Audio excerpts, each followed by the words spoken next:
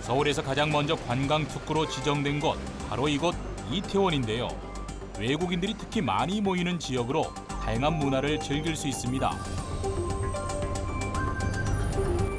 그 밖에 패션의 메카로 불리는 동대문 일대와 서울의 중심이자 대표적인 쇼핑 지역인 명동 등 서울에는 총 6곳의 관광 특구가 있습니다. 전국 29개의 관광 특구 중 서울에만 외국인 관광객의 70% 이상이 집중되고 있는데요. 그 이유는 무엇일까요? 서울 같은 경우에는 자치구에서 굉장히 적극적으로 관심을 많이 가지고 이제 활성화시키려고 노력들을 굉장히 조금 많이 하시는 것 같아요.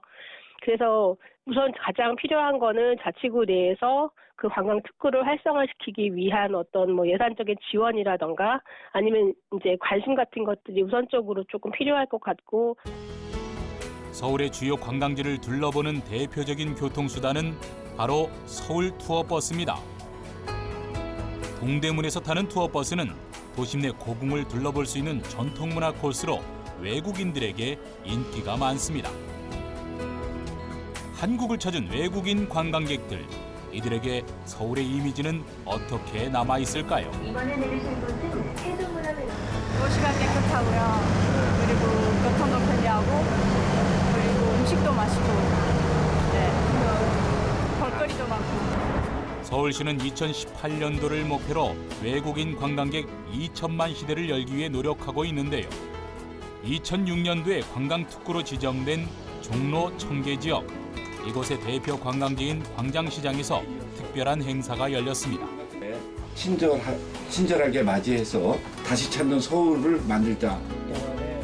외국인들의 방문 확대를 위해 친절과 배려 문화를 확산시키기 위한 자리인데요. 근데 그 이전에 우리가 오시는 관광객 오시는 분들을 친절하게 맞고 부담요금도 징수하지 않고 근절을 해서 다시 찾고 싶은 서울, 그리고 다시 찾고 싶은 광장시장을 만들고자 우리 상인분들과 같이 캠페인을 벌이고 있습니다. 외국인 관광 불편 사례 중 가장 많은 부분을 차지하는 것이 쇼핑 관련 불편인데요. 바가지 요금을 징수하지 않고 친절하게 응대할 수 있는 문화를 상인들 스스로 만들어가고 있습니다.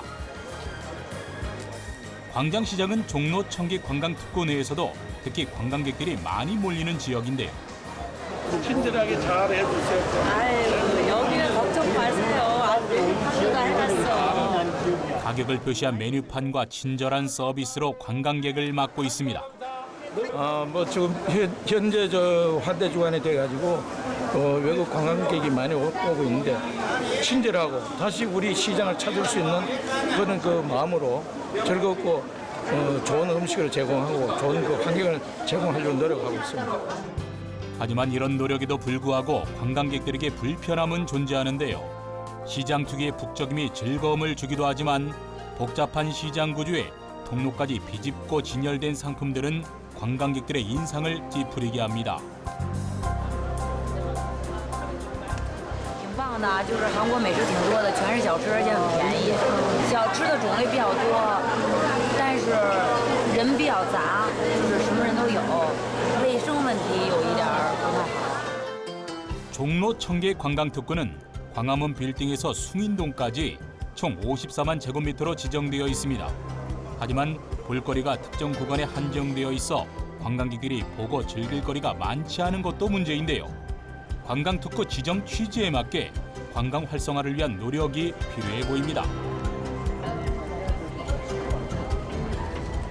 지금 서울에 있는 관광특구 같은 경우에 대부분 이제 시장, 뭐 남대문 시장이나 동대문 시장, 시장 상인들을 위주로 이렇게 구성이 되어 있다 보니까 이분들의 참여를 유도하는 게 가장 이제 특구를 활성화시키기 위한 중요한 부분이 아닌가 싶어요. 그 지역 상인들의 참여를 얼마나 유도를 하느냐에 따라서 사실 관광특구가 잘 되고 안 되고를 가름짓는 어떤 그런 중요한 기준이 아닌가 하는 생각이 조금 듭니다.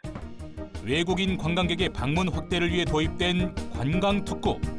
관광특구로서의 지역 이점을 살리기 위해서는 자치구 주도의 노력과 지역사회의 참여 의지가 조화를 이루어야 할 것입니다.